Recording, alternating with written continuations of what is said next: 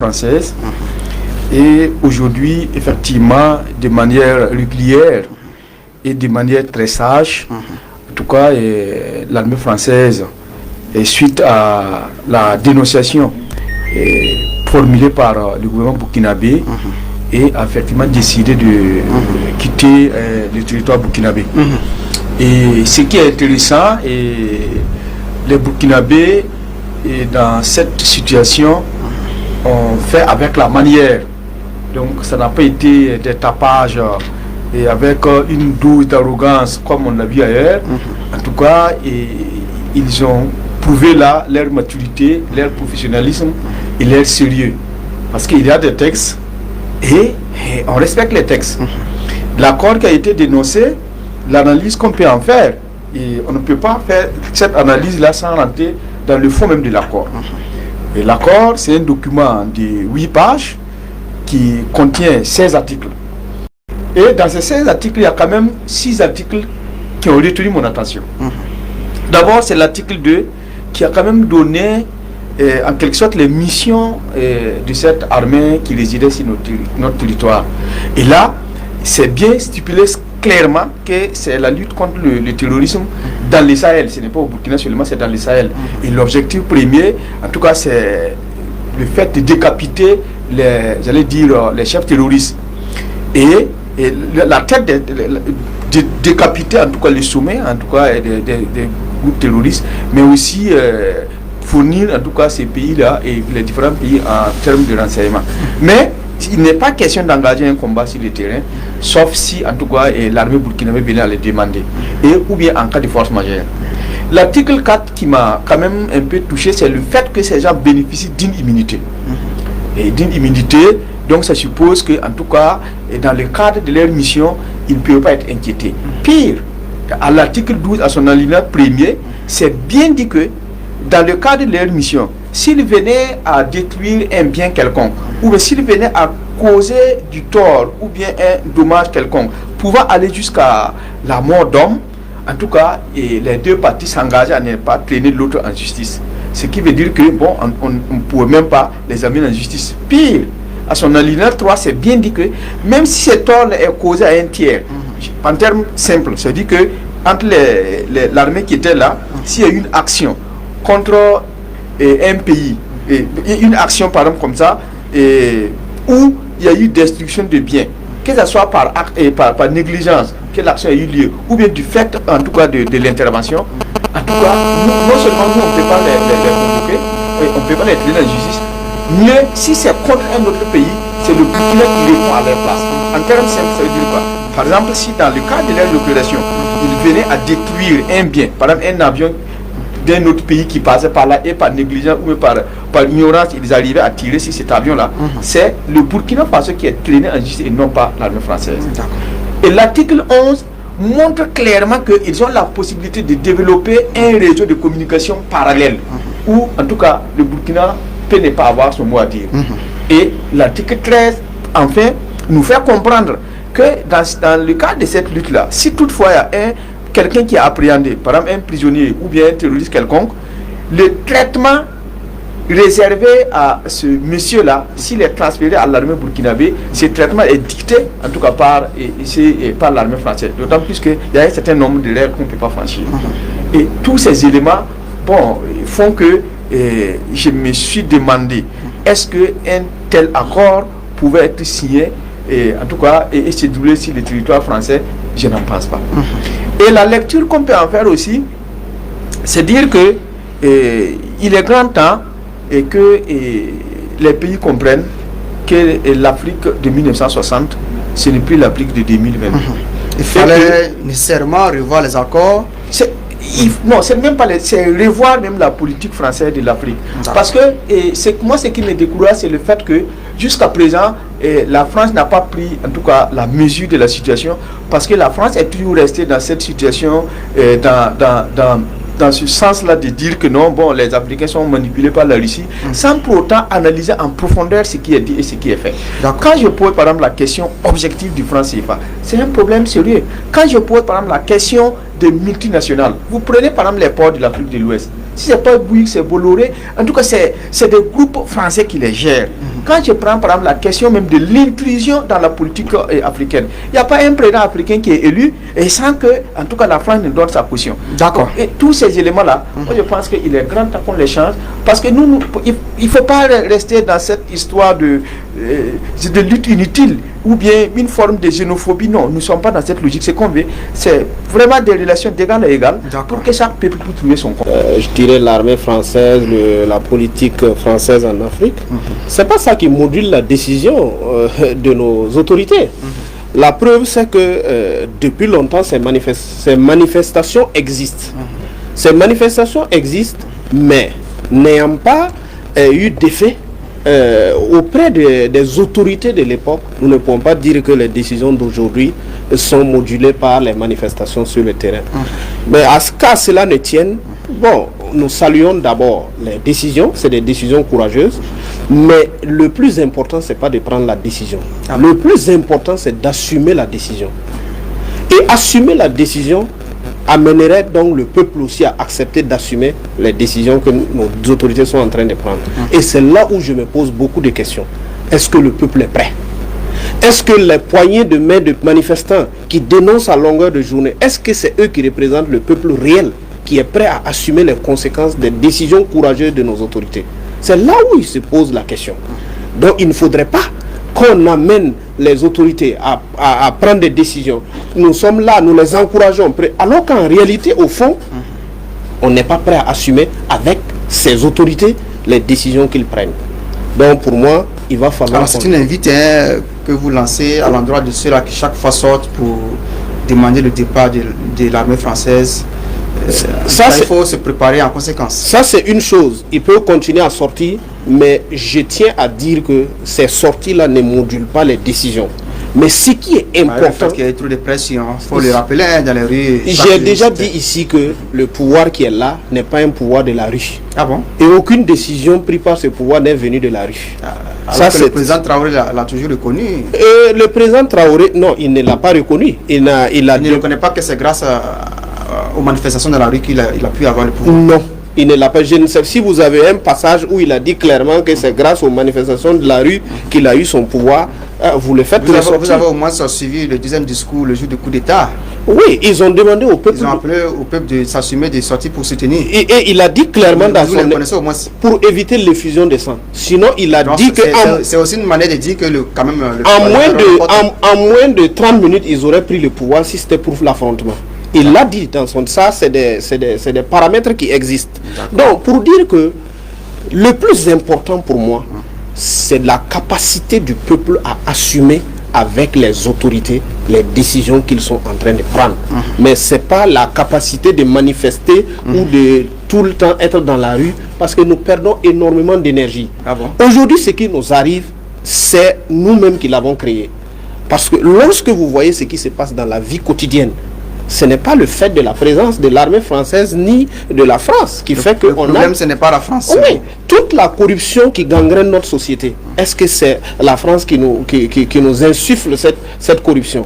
Tous ces dégâts qui sont sur les chantiers. Récemment, j'ai vu encore un communiqué du contrôleur général d'État qui dit à tous les DG des établissements publics de l'État de faire le point des chantiers en suspens, des chantiers qui ne sont pas achevés. Est-ce que ça aussi, c'est le fait de la présence de nos amis d'hier? Vous voulez dire que le problème du Burkina Faso se trouve en interne? Le problème du Burkina Faso est intrinsèque et chronique. Et nous devons avoir les moyens de traiter... Ce n'est pas la France le problème. Nous devons avoir les moyens de traiter cette malformation chronique de notre société. D'accord, merci. Faut pas recruter un vigile pendant des années. Et puis les voleurs continuent de venir ramasser tes biens. Ça veut dire qu'il ne sert à rien. Au contraire... Est-ce que le problème c'est forcément le vigile? Oui, c'est le vigile parce que c'est son devoir. Si on a signé un contrat pour qu'il puisse protéger mes biens et ma maison et ma sécurité, et qu'à un moment donné, je ne retrouve pas, et il ne remplit pas effectivement ses conditions ou sa responsabilité, Et il faut qu'on se sépare de ce vigile-là et de trouver un autre vigile pour le remplacer. Donc, pour l'instant, nous saluons l'initiative. Et nous-mêmes, nous pensons même que les délais d'un mois, même c'est trop. Ça doit être une question de 2 semaines. Ils ont plié bagage. Parce qu'ils ne servent à rien en réalité. Nous sommes déjà le 27 aujourd'hui, donc nous sommes déjà presque en février. Non, ça tarde. Février, c'est trop loin. Je suis trop impatient. Quitter le territoire. Ah, oui, moi je suis trop impatient parce que les 2 jours même qui vont passer sur le territoire, ça serait budgétivore. Ils vont consommer nos courants, notre électricité, l'eau et consorts, l'alimentation et même les médicaments, les produits. Donc vous voyez, vous pensez qu'il faut économiser? Il faut économiser rapidement et puis les faire partir. Alors donc c'est pour revenir effectivement à ce que vous avez si bien dit. Nous avons contribué effectivement à ce que les décisions, prise de décision. Voilà, à ce que les décisions puissent. Vos manifestations ont impacté quoi qu'on dise le gouvernement. Exactement. Contrairement à ce que l'honorable dit, nous avons impacté parce qu'aujourd'hui cette transition a besoin aussi des voix pour soutenir. Ils ont besoin effectivement des jeunes dynamiques pour accompagner. Et notre accompagnement ne se limite pas seulement dans la rue. Ça veut dire lorsque cette transition sera inquiétée, on sera aussi là pour les accompagner ou pour empêcher les stratégies de déstabilisation qui viendront par les adversaires ou par effectivement l'extérieur ou quel que soit l'ennemi de l'interne ou de l'externe. Pas aux manifestations dans la rue, mais vous êtes aussi vigilant. Vous avez un œil vraiment sur. Nous sommes vigilants et nous sommes peut-être empêcher la bonne marche de la transition. Exactement. Et pour revenir encore sur c'est l'une de ces idées qui venait de dire que est-ce que le peuple, c'est une interrogation qui se faisait, est-ce que le peuple est prêt, sera prêt autant pour moi, voilà, c'est une inquiétude pour lui, est-ce que le peuple sera prêt pour accepter, c'est-à-dire les éventuelles conséquences qui viendront. Le Mali voisin, vous voyez que eux, ils ont commencé avant nous, mais actuellement le peuple supporte. Nous aussi, nous pouvons supporter. Et d'ailleurs, nous supportons déjà. On nous a toujours dit que le Mali n'est pas le Burkina. Bon, le Mali n'est pas le Burkina, pourtant nous sommes voisins et nous partageons plus de 1000 km ensemble. Alors ceux qui l'ont dit, eux ils savent pourquoi il avait dit en son temps. Nous, pour nous sommes frères. Et quand vous regardez l'histoire de ces deux pays... le copier-coller peut-être. Non, quand vous regardez l'histoire de ces deux pays-là, c'est similaire. Depuis Sankara jusqu'à maintenant. Vous avez su, pendant autant de Sankara, il y a eu les mêmes... Ce qui se passe actuellement, il y a eu ces mêmes choses qui se sont produites au temps de Sankara, où Sankara s'est rendu effectivement au Mali, où ils ont tenu des rencontres ensemble, ils ont eu des coopérations ensemble, jusqu'à ce que l'impérialisme est venu nous diviser. Voilà, donc c'est une stratégie pour eux, effectivement, de nous mettre un peu à dos, c'est-à-dire de nous diviser. C'est ce qu'on appelle la stratégie diviser pour mieux régner, pour pouvoir nous contrôler. Mais cette fois-ci, avec cette génération, nous avons tout compris, et nous sommes engagés aujourd'hui là, avec les pays voisins, pour qu'on puisse ensemble développer l'Afrique. Bientôt, d'autres vont nous rejoindre. En tout cas, accepter les conséquences, quoi qu'il advienne. Nous sommes déjà... Moi, j'ai pris l'exemple... Parce que lorsqu'on sait que vraiment, il y a des pays qui apportent quand même des soutiens au Burkina Faso, lorsqu'on nous dit à tout moment que la France aussi, c'est un partenaire privilégié pour le Burkina Faso. La France n'a pas été un partenaire... Ne pas cela. Non. La France n'a pas été un partenaire privilégié par consentement du peuple burkinabé. C'est par force et par obligation, par stratégie. On nous a arraché, on nous a imposé. Quand on parle des multinationalistes, tout ce qu'ils occupent aujourd'hui là, c'est la stratégie, c'est une récupération. C'est avec ça seulement ils nous gouvernent. Mais comme les luttes, une lutte, il faut aller de façon progressive et de façon étatique. C'est-à-dire il faut aller de façon par étape. Nous allons commencer par chasser ces gens-là.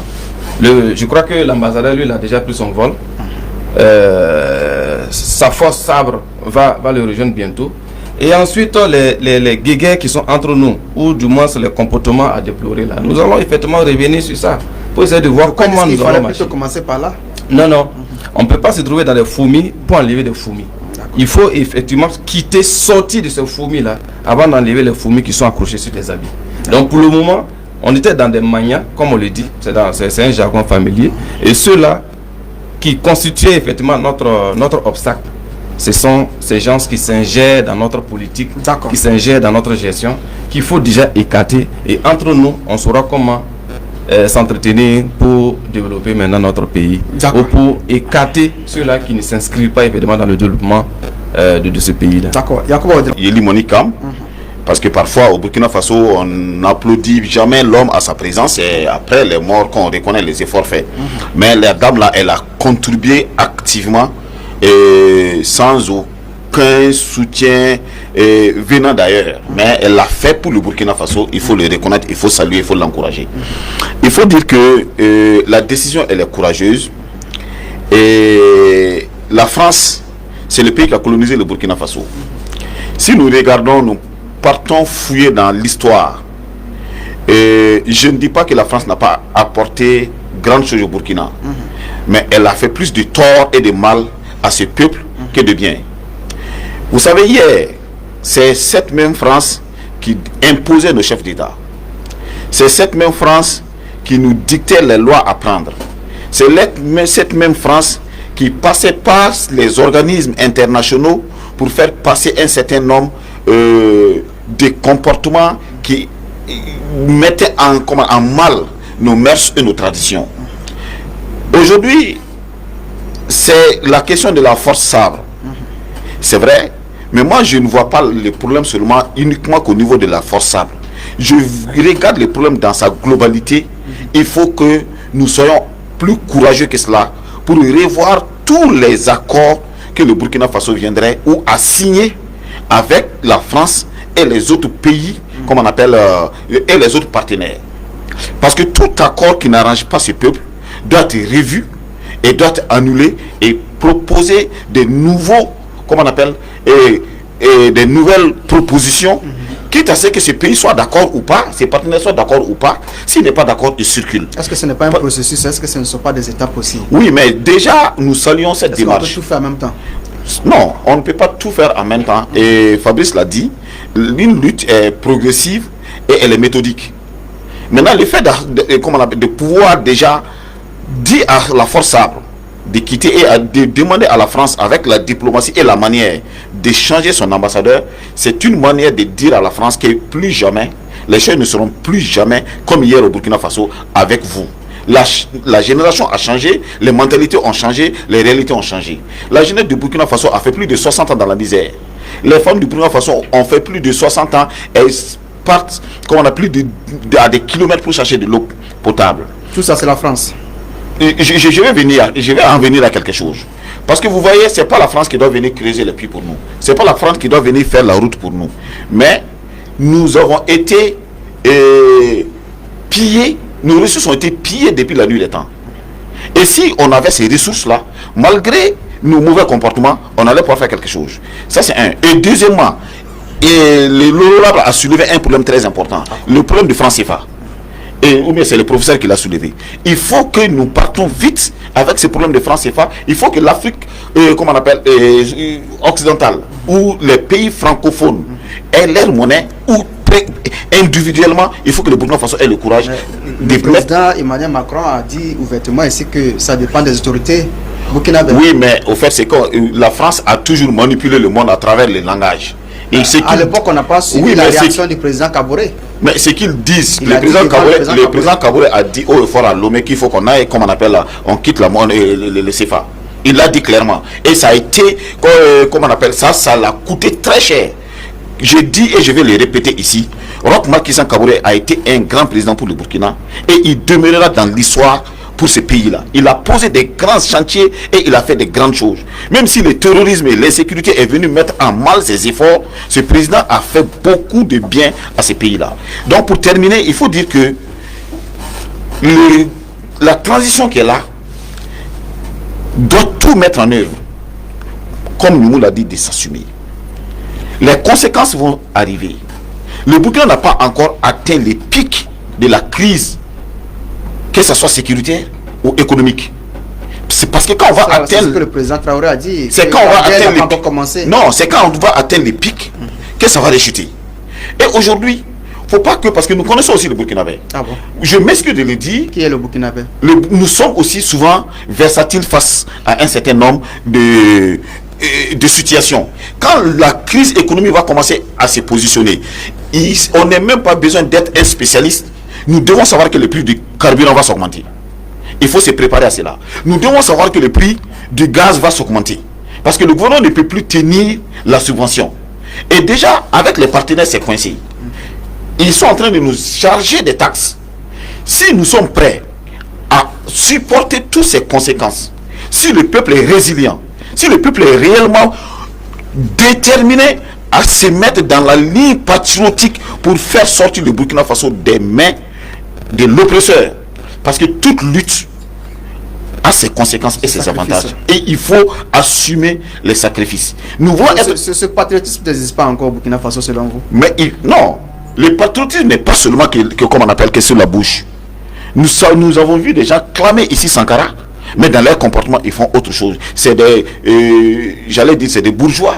Tout fait. C'est dans la pratique qu'on va vraiment voir le Aujourd'hui, le président Ibrahim et son premier ministre sont sur une très bonne lancée. Il faut que la jeunesse accepte. Nous avons tant souffert. Il faut souffrir une fois de bon pour arriver à quelque chose de potable. Si nous devons passer par... Le fer passe toujours par l'enclume, par le feu, pour prendre une bonne forme. Et l'être humain, c'est pareil.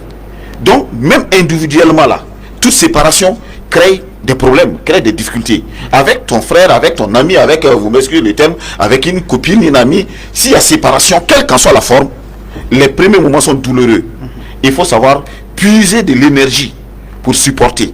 Vous voulez dire que la France va trouver tous les moyens, elle va nous créer tous sortes de moyens, puisque la France, c'est la première fois que la France soit confrontée à des difficultés pareilles en Afrique. Sinon, tous les grands leaders africains qui ont tenté de tenir tête à la France se sont trouvés à 6 pieds, comme on appelle sous terre. Ils ont monté la complicité, bien entendu. Après la complicité des Africains, je ne vais même pas parler de Thomas Sankara est un exemple vivant et frappant. Donc, nous devons tout mettre en œuvre pour que ce qui arrive à Thomas Sankara n'arrive pas à Ibrahim Traoré. Il faut une prise de conscience. Il faut une prise de conscience. Éviter les complicités. Il faut une mobilisation et nous lançons un appel. Toute personne qui viendra à tenter de mettre en mal encore le Burkina Faso, parce que les Burkinabés ont souffert. Nous souffrons réellement. Nous devons nous dire qu'aujourd'hui, comme un seul homme, nous devons nous mobiliser pour, soutenir, pour pérenniser ces actions, pour que ça puisse continuer à d'autres niveaux, pour libérer définitivement le Burkina Faso, pour que nos ressources nous reviennent. Et la France, il y a une force de 400 hommes qui séjournaient sur le territoire burkinabé, et désormais les nouvelles autorités ont dit que désormais ils peuvent rentrer chez eux. Sinon, nos rapports continuent. C'est pourquoi d'ailleurs, il faut le dire, et ce n'est pas l'ensemble du peuple français qui sème des douleurs en Afrique. Il y a une classe politique en France. Si vous suivez à l'Assemblée française, il y a une classe politique qui est contre la manière de se comporter en Afrique de certains chefs d'État. Et la manière de se comporter d'une certaine classe politique en Afrique. Notamment, quand vous avez suivi par exemple Mélenchon avec le NUPES, ils se sont inscrits toujours dans la logique de demander à ce que les Français libèrent l'Afrique, les Français permettent en tout cas aux Africains de pouvoir se développer. Et il y a beaucoup de partis politiques comme ça qui sont en train de se battre pour que effectivement la France dans son comportement, j'allais dire cette condescendance-là, ce comportement d'homme arrogant qui sait faire les textes qui impriment la conduite à tenir, il y a beaucoup qui le dénoncent aussi en France. Donc, les manifestations aussi, est-ce que ça joue un rôle aussi dans les prises de décision? Dans leur propre pays, il y a une certaine classe politique qui est vous allez dire, qu'on pourvoit, pourfendre en France, c'est cette même classe politique-là qui a dit de nous exploiter ici. Donc c'est pourquoi, et moi je trouve, nos autorités, jusqu'à preuve du contraire, ils se sont inscrits dans la fermeté, dans la maturité, sans arrogance, sans condescendance. C'est pourquoi d'ailleurs, moi j'allais demander à mon frère, dans l'expression d'éviter, on va vous chasser. Non, nous ne sommes pas dans ça. Ils vont partir. Mais ça sera avec la manière. Pour qu'ils nous prennent au sérieux. Parce que dans le fond, on n'est pas contre quelqu'un. Nous sommes contre l'exploitation de nos peuples. Nous sommes contre le piétinement de nos peuples. Nous sommes contre l'indignité qu'on a de nous imposer. La France peut rester si elle peut, en tout cas, nous respecter d'égal à égal. Ça ne dépasse pas ça. Sur cette question également, on a vu la France qui demandait des clarifications. Oui, mais justement, dans le fond, et ça, ce n'est qu'un jeu. Le gouvernement qui a dit qu'il n'y a pas de clarification à donner. C'est simple. Nous avons également suivi ce voyage du président Ouattara à l'Élysée pour rencontrer le président Macron afin d'échanger sur des questions qui minent. C'est vrai, ils en parleront. Est-ce que vous pensez que la Côte d'Ivoire va jouer le bouc émissaire dans cette affaire-là? On ne va pas faire des projets d'intention. le président ivoirien Alassane Dramane Ouattara est un Il a président d'ailleurs autonome. assuré que la collaboration se passe bien entre la Côte d'Ivoire et la France, c'est ce qu'il a dit. Mais moi, je ne sais pas en quoi nous, ça nous concerne. C'est un président qui est autonome d'un pays souverain. Il est libre de choisir son partenaire, prouver seulement que ce choix-là ne joue pas négativement sur notre pays. Donc, est-ce que ce n'est pas à lui d'aller discuter sur les problèmes du Burkina Burkinabés, Faso, du Mali et autres? Oui, c'est pourquoi j'ai Les dit... États sont souverains. Les États sont souverains. Ce que nous ne voulons pas qu'on nous fasse là. Si le président IB s'élève aujourd'hui pour aller rencontrer notre président en Russie ou bien aux États-Unis ou bien au Brésil, Mais pourquoi pas parler de son pays il parle de son pays. Donc si Alassane Dramane Ouattara est parti pour parler du Burkina Faso, c'est le problème d'Alassane. C'est que si les choses, le match là se joue au Burkina Faso ici. Mais il y a un élément très important qu'il a eu à dire. Il y a une décision courageuse. Le départ des 400 soldats, pour moi, je ne vois pas quelles sont les conséquences. D'autant plus qu'ils n'étaient même pas... de conséquences. C'est bien dit qu'ils interviennent sur simple demande de notre armée. En fait, même s'ils sont assis, on a dégorgé quelqu'un et ils n'interviennent pas tant qu'on n'a pas levé les petits doigts. C'est ce message que beaucoup n'avaient pas compris. Parce qu'ils se plaignent du fait que l'armée française est là et puis on a une armée qui n'intervient pas sur le terrain et tout ça. C'est pour moi, ça c'est pas qu'il faut lever. Ça, c'est des détails. L'important, en tout cas, la France va se sentir au regard j'allais dire, la fierté de l'homme politique français va faire qu'ils vont se sentir un peu humiliés. D'accord. Et là, ils vont chercher à, comme il a dit, c'est au peuple de rester serein. Effectivement, comme il a dit, il y a des sacrifices. Comment rester serein? Oui, il y a des sacrifices. On a le ventre vide et tout ça. Non, ventre vide. Comme on dit que le Burkina Faso n'a pas les moyens. Il faut souffrir une fois pour se libérer pour toujours. Depuis 1960, nous sommes dans cette condescendance-là. Nous sommes en train de nous morfondre. Oui, nous sommes dans la misère. Mais il est grand temps qu'on s'assume. Pour sortir de là. Forcément, il faut qu'on s'assume. D'accord. Alors, moi, je voudrais tout de suite dire au professeur Zoungrana que la classe politique française peut être divisée sur la question de l'Afrique, mais elle ne sera jamais divisée sur la souveraineté de la France. Tout à fait. Ça, au moins, c'est clair. Donc, toutes les paroles que la classe politique française peut dire, la France a fait quoi en Afrique, ça, c'est des paroles. Juste du folklore. Mais la souveraineté de la France, ils ne seront jamais divisés. Ça, c'est clair. Deuxième remarque que je veux faire. Ici, vous voulez dire simplement, avant votre remarque, qu'ils se battent tous pour l'intérêt de la France. C'est très clair. D'accord, allez-y. Peu importe ce qui se passe en Afrique ou au Burkina en particulier. Ils ne se battront pas pour le Burkina? Jamais. Ils ne le feront pas. Votre remarque. Maintenant, ce que je voudrais aussi rappeler au professeur Zoungrana, c'est que le président Alassane, c'est normal qu'il aille en France. Et même peut-être de discuter de la question du Burkina. C'est pas fortuit. Nous avons beaucoup de millions de Burkinabés en Côte d'Ivoire. Il faut bien que les gens analysent ce qui se prépare à l'horizon. Il a parlé d'un terme qui est très important, c'est l'humiliation du géant d'hier, du dominateur d'hier. On lui dit ramasse tes bagages et bon, va, nous on n'a plus besoin de ta sécurité. Pour emboîter le pas de Fabrice qui dit que tu recrutes un vigile, tu mets à ta porte. Mais tu recrutes le vigile que tu mets à ta porte et ta femme et tes enfants sont tout le temps autour de lui, en train de causer avec lui et les voleurs rentrent par le mur. C'est ça qui nous arrive. C'est normal. Parce que c'est ce qui nous arrive et il faut qu'on évite ça. Pour moi, il y a quelque chose de très important. Nos autorités ont pris des décisions que nous savons tous qui ne peut pas manquer de conséquences. Préparons-nous et attendons-nous à ce que, quand les conséquences viendront, que nous soyons sûrs. Parce que deuxièmement, on peut faire partie la force militaire. La force économique, nous la gérons comment? La France intervient dans l'exportation de notre coton. La France intervient dans l'exploitation et l'exportation de... Elle peut se rattraper partout. Voilà. Donc, ayons le courage d'assumer et de soutenir les autorités qui ont pris ces décisions courageuses. Mais ne restons pas à faire des déclarations comme si ça allait être simple. Je préfère qu'on se prépare. L'heure n'est plus aux déclarations. Non, l'heure n'est plus aux déclarations. Nous avons entraîné le président de la transition à prendre des décisions. Où lui-même, il a vu que bon, son peuple est maintenant en phase. J'espère bien que son analyse est juste et qu'il est convaincu que le peuple est en phase. Vous venez reconnaître que vous avez dit qu'ils ont entraîné le président Traoré à prendre des décisions. Ça veut dire quand même que il a été motivé. Il y a un contexte favorable. D'accord. Il y a un contexte favorable parce que n'oubliez pas que quand tu viens dans un régime d'exception, tu as envie de l'événementiel. D'accord. Donc il y a des événements qui vont asseoir ton pouvoir. Ce n'est pas la décision de faire partie de la force sabre seulement qui fait l'événement dans les décisions du président. D'accord. Sa première visite, c'était au Mali. Il est allé rencontrer les étudiants avec vraiment tout un armada. Et puis, bon, ainsi de suite. La réponse du gouvernement, lorsque la France avait demandé des clarifications, comment est-ce que vous l'avez Non, ça, c'est des paroles diplomatiques. La France demande des clarifications. C'est pour dire, bon... On dit qu'il n'y a pas de clarification. Oui, mais ça, c'est une réponse diplomatique aussi. Mais ils savent très bien de quoi la France est en train de parler. D'accord. C'est comme si tu dis à quelqu'un, je te fais ça, et dis, est-ce que tu es sûr que c'est ça que tu veux? C'est un peu ça. Mais l'autre chose que je vais dire qu'il a abordé... Est-ce que le gouvernement était obligé de dire ça publiquement? Oui, mais le gouvernement a besoin de séduire son peuple. D'accord. Je suis courageux, je suis avec mes enfants. Quand le voisin parle, moi aussi je parle. Même si je crois que le voisin est un gros bras, je sais que s'il parle, moi aussi je vais parler. D'accord. Voilà. C'est Fabrice Ouagadougou. Je m'excuse du thème. C'est lui, c'est quand même le président de tout un pays. Vous n'allez pas quand même. Écoutez. Il a la confiance des Ivoiriens quand même. Écoutez, moi, ce qui me fait mal, c'est que quand j'étais en Côte d'Ivoire, c'est un monsieur que j'ai soutenu, battu en brèche. On a souffert en Côte d'Ivoire avec l'histoire d'ivoirité.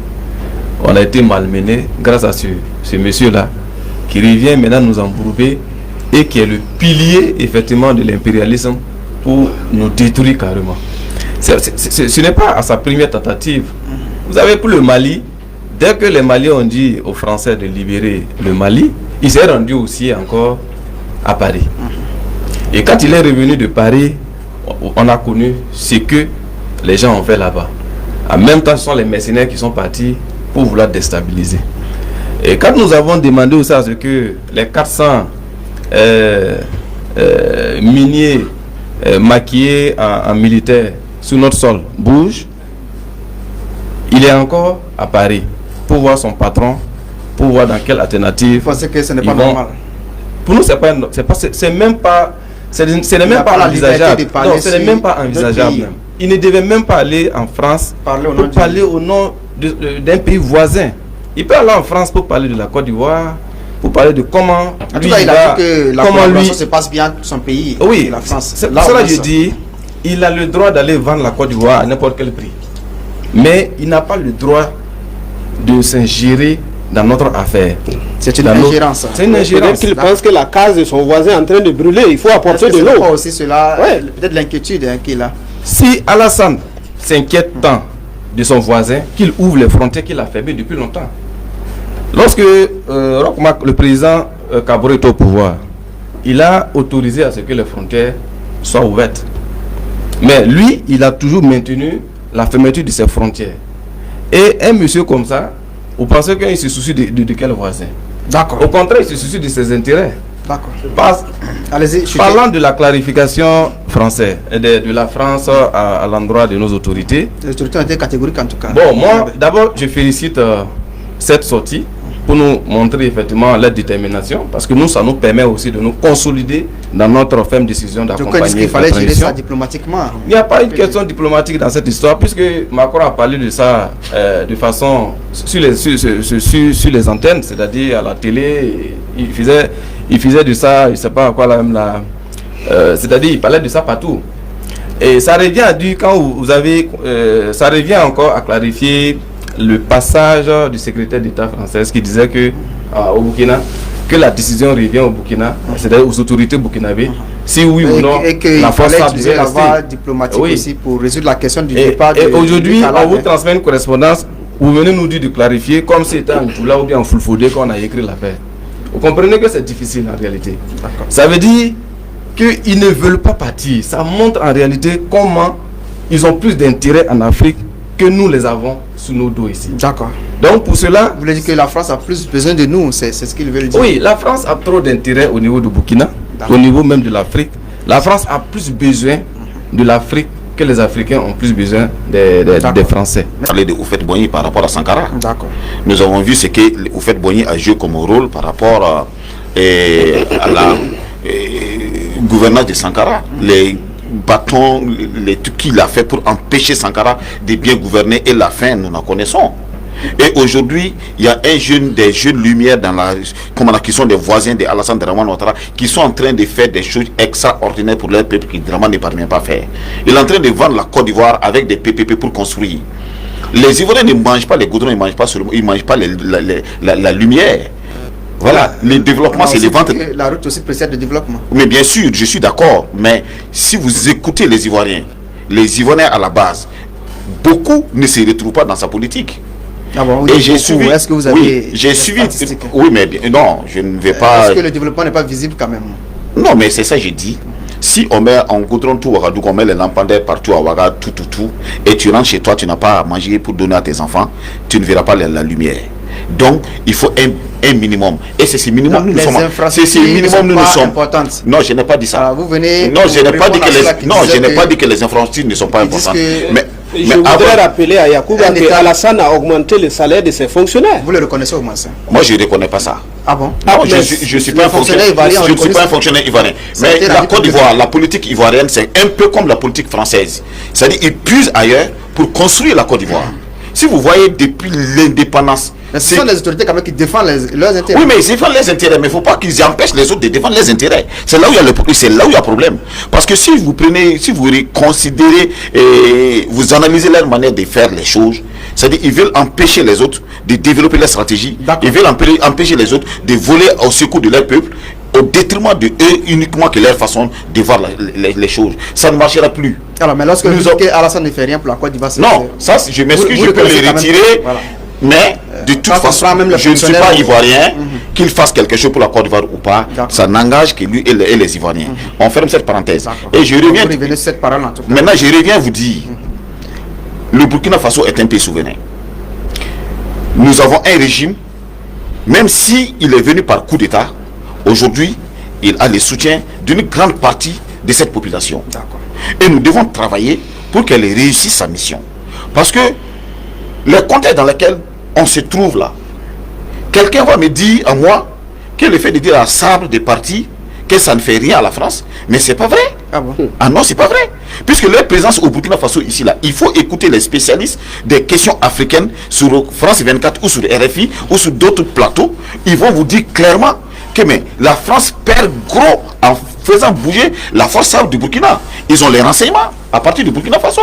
Ils contrôlent beaucoup de choses à partir de notre territoire. Et ils nous apportent absolument rien dans ces domaines-là. Donc ils vont bouger. Et ça ne va pas s'arrêter qu'à ce niveau. Tant que ces pays-là ne vont pas reconnaître notre souveraineté, tant qu'ils ne vont pas nous respecter, tant qu'ils ne vont pas nous laisser nous-mêmes de dicter, de décider ce dont nous voulons être, il y aura toujours la lutte et nous n'allons pas accepter. Nous avons un peu engagé. Si on a un voisin qui pense qu'il aime le Burkina Faso, il doit regarder dans la même direction que le régime burkinabé. Il doit regarder dans la même direction que les Burkinabés. Dans ce voyage de Ouattara pour parler de ces problèmes-là, ça ne vous dit rien? Il peut même déménager à Paris. Moi, ça ne me dit rien du tout. Ce n'est même pas voyager aller à Paris. Il peut déménager à Paris.